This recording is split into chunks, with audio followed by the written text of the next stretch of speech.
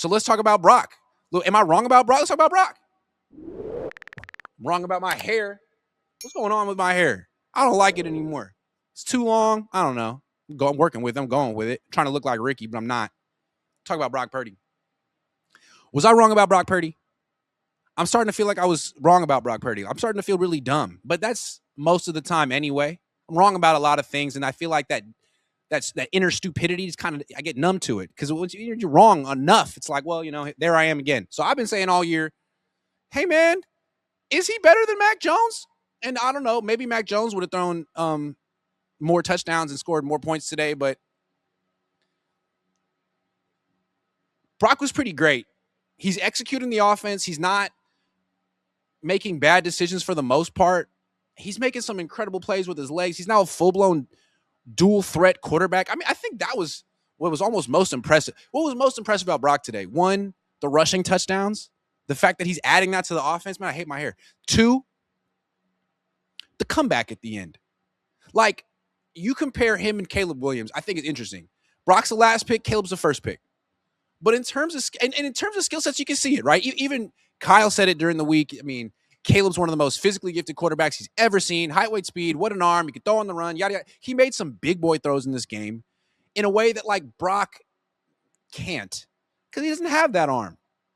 But so Caleb's a more talented quarterback, the more gifted quarterback. He's not the better quarterback, and I think you can see it with the game on the line. Both quarterbacks had the ball at the end. One drive left. And I don't know about you. I'm not a fan of the team, so I don't know what your feelings were, what your emotions were. But when the Niners got the ball, what was it, like 3 minutes left, 4 minutes left? There was no question in my mind that Brock was going to lead him down for a field goal at least. When he got the touchdown, I was not surprised. And that's just because I'm a huge Brock Purdy fan. Always have been, always will be. No. He's not the best quarterback in the league, even though some people will say that he is based on stats. But I have more confidence in Brock Purdy in that situation than a lot of quarterbacks that I would consider better than him. And I think that's a big testament to how good he is. I mean, he's been in this situation a lot for a 26-year-old quarterback. He's come through most of the time. Now, I'm going to do my little asterisk here, my little but. Do a pick six on the first play of the game. It's impressive that he led the offense to 42 points, including that play. I mean, really, he scored 49 points in this game. Only 7 went to the Bears. That was, I don't give a shit pardon my French, I don't give a shit what Kyle says about that throw. He said it was a good throw and a good decision. No. It was a bad decision. It was a bad play call. It was a bad route. Jawan Jennings never even saw it. He never was open. He kind of like jogged through the route. I thought it was a bad decision. Put the Niners in a hole. Fortunately, the Bears have a pretty bad defense. They just intercept passes. And when they're not doing that, they have a bad defense. Before half, though, to me, this was the game. Before half, Brock Purdy in the red zone forces a pass to Ricky Pearsall, gets picked. And they call illegal something, hands on the Bears. And I never saw the penalty. And I'm sure it technically was one. But I feel like if that penalty happens 10 times, they call it 5 times out of 10. So I'm not saying, the Niners got lucky, but that was the game. He threw the second pick. It kind of reminded me of like 7 years ago. Remember week 2, 2018, when Jimmy Garoppolo threw that pick to lose the game against the Lions, but the refs called some penalty on the other side of the field against George Kittle. And it was like, yeah, it was technically a penalty, but he kind of got bailed out there. I don't know. I'm not saying it was the wrong call. I'm just saying the game came down to that play.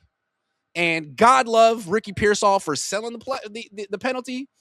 I mean, God love Brock Purdy for just being relentlessly lucky.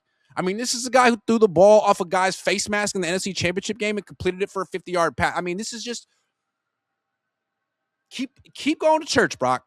You got Jesus, Mary, Joseph, the Father, the Son, the Holy Spirit, all on your side. Just keep it up, man. I don't know how you do it, but you got people in your corner, including me.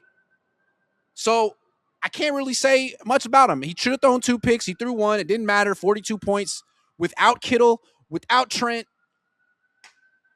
even though it was against a pretty weak defense, I still feel like this was one of the most impressive performances of Brock Purdy's career.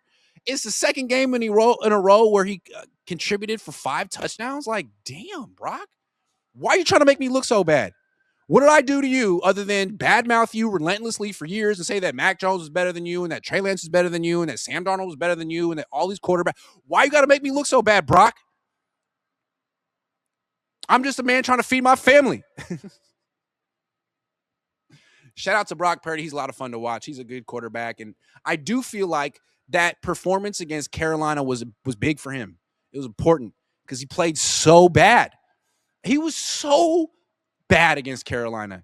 And it was beneath him. He's not that bad of a quarterback. I don't know what happened. 3 picks and 3 straight drives. Can't happen, man. That's some JV stuff. And ever since then, ever since he heard his own fans in his own stadium saying, we want Mac, he's been playing like a guy with something to lose for the first time since he was young. 2024, he played like a jerk. I'm sorry. 2024, he played like a guy who knew he had no backup quarterback who could challenge him. This year, he does.